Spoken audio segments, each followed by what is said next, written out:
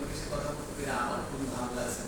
প্রথমেই শুরু করছি যেহেতু একজন হয়ে গেছে, তো আমাদের ডক্টর সাহেবের একটা কথা দিতে হলো 4টা বাচ্চা। তো আমার ওই আর তোমরা জানো তো আমি ঢাকা বিশ্ববিদ্যালয়ে লেখাপড়া করে আমি রাজশাহী বিশ্ববিদ্যালয়ে পড়াচ্ছি।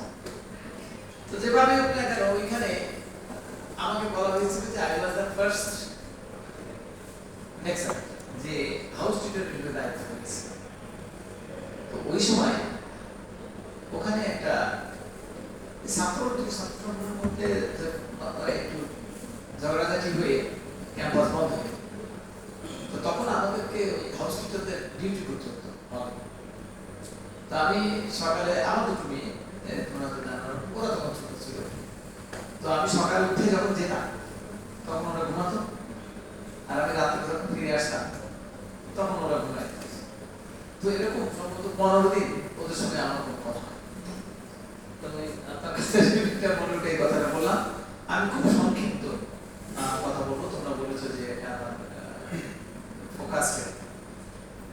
আমি এই যে কথাগুলো এখানে অনেকে বললো যে স্যার এরকম জমি নিয়ে হয়েছে, অনেকে দুর্নীতির আশ্রয় নিয়েছে, এইগুলো আমার চিন্তার মধ্যেও কখনো ঠিক এই যে একজন বিবেকবান মানুষ, বিশ্ববিদ্যালয়ের কর্মকর্তা বা বিশ্ববিদ্যালয়ের শিক্ষক এই ধরনের কি বলবো অপকর্মে জড়িত হতে পারে, এটা আই ক্যান বিলিভ। মানুষের একটা দর্শন থাকে যে তার মধ্যে সে ভাবতে পারে যে করতে পারে।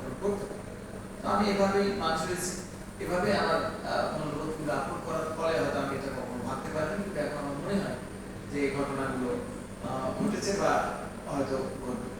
তো আমি হয়তো আরো সম্ভাবনা আছে। তো আমার প্রথম কাজই হলো যে একটা দুর্নীতিমুক্ত স্বচ্ছ প্রশাসন করা, এটার জন্য যা করা প্রয়োজন তাই।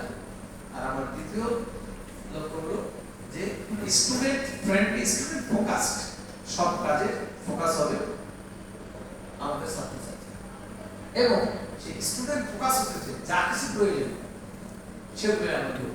তোমরা বলা আবাসন, তোমরা বলা যে এই যে এখানে বলছে যে আবাসনের কথাটা কিন্তু বলেছে নতুন ক্যাম্পাসে বাস্তবায়ন, canteen, those are all canteen. তোমরা জানো যে আজকে আমি ক্যান্টিনে গিয়েছিলাম। তো এই জন্য আমি ছাত্রছাত্রীদের আমি বলবো আমার কাছে সব জায়গায় আমি বলি কিছু নেই, আমরা সবাই মিলে কাজ করবো। তো আমি আজকে ক্যান্টিনেও গিয়েছিলাম, তাই আছে একেবারে যে খুবই না নয়।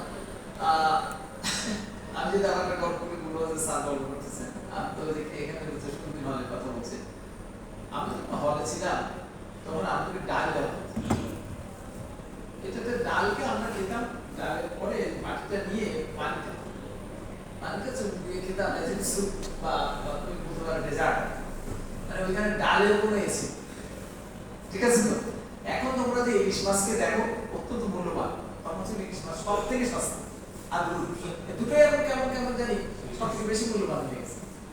এই দুটো ছিল আমাদের রেগুলার খাবার খেতাম। যাই হোক, আমি যেটা বলছিলাম যে এই স্টুডেন্ট ফোকাস প্রশাসন গড়ে তোলার জন্য যা কিছু প্রয়োজন আমরা তাই করবো, আমরা তাই করবো। এবং এই করতে যে আজকে প্রফেসর ছিলেন, আমরা যেটা বলেছি আমাদের প্রশাসন তো তোমাদের অভিযোগ আছে, হয়তো অনেক সার্ভিস তোমরা পাও না, অলরেডি আমাদের সেই তারা এগ্রিও করে গেছে যে আমরা আমি আজকে না হলো কালকে তোমাদের কাছে সবার কাছে ছাত্রদের কাছে হয়তো অনুরোধ চলে যাবে। কি অনুরোধ? যে কোনো ডেস্কে যে যদি ছাত্রছাত্রীরা দেখে যে ডেস্কের যে তিনি নাই, তাহলে আমরা মিট করবো, সেখানে তোমরা জিজ্ঞেস করবে যে কেন নেই। যুক্তিসঙ্গত কারণ অনেক থাকতে পারে, বিসিআর করে গেছে, অসুস্থ, ছুটিতে আছে, এরকম হয়তো কোনো কারণ ছাড়া যদি কোনো ডেস্কে কোনো ব্যক্তি না থাকে, তাহলে আমাদের মিট থাকবে, সাথে সাথে সেখানে পেয়ে যাবে মেসেজ তোমরাই। ঠিক আছে? তো আশা করি কাজ হবে, সবাই সেভাবে কমেন্ট করেছেন যারা হেড আছে। এবং আজকে থেকে কিন্তু মনে হয় জগন্নাথ বিশ্ববিদ্যালয়ের প্রথম 8টা থেকে কিন্তু অফিস শুরু হয়ে গেছে, তোমাদের এক্সপিরিয়েন্স আছে তাই তো? সবাই 8টা থেকে অফিস শুরু হয়ে গেছে। ইনশাআল্লাহ এটা আমরা বজায় রাখার চেষ্টা করবো। আর আরেকটা জায়গা আছে ছাত্রদের ফোকাস, সেটা হলো মানে ক্লাসগুলো, তাই তো? নিয়মিত ক্লাস করা হওয়া, সেক্ষেত্রেও আমাদের রুটিন থাকবে, রুটিনে কোনো এটা আমি শিক্ষকের সঙ্গে আগামীকাল আলোচনা করবো, তখন এটা কনফার্ম করবো। আমার আশা আছে যে ওনারাও সহযোগিতা করবেন। তো সেখানে যারা ডিপার্টমেন্টের প্রধান আছেন ওনাদের সঙ্গে কথা বলবো যে যে ক্লাসটা হওয়ার কথা ওই ক্লাস যদি না হয় ওই শ্রেণীর প্রতিনিধি আমাদের কাছে থাকবে। রুটিন অনুযায়ী ক্লাস হওয়ার কথা, টিচার নাই 10 মিনিট পরে কিছু হয়েছে কোনো রকম ব্যত্যয় হলে সাথে সাথে আমাদের ওই নামটা শ্রেণীর প্রতিনিধি আমাদের জানাবে, বিভাগ তো জানাই যাবে। তো আশা করি আমরা একটু এটাতে গতিশীলতা। So that's all from me. আমাদের বার্তা এটা সব প্রশাসন এবং স্টুডেন্ট সেন্টার অফ এগুলো the activities we need to do. আমি সব তোমাদের সবার সহযোগিতা কামনা করছি। কনভোকেশনটা একটা বড় আয়োজন, এটা তো বলেছে একটুখানি দেখতে হবে, এটা দেখতে হবে কিরকম একটা আছে। বিশাল আয়োজন, বিশাল আয়োজনের আগে যে কনভোকেশন হয়েছে সেখানে আমি একটা ছিলাম।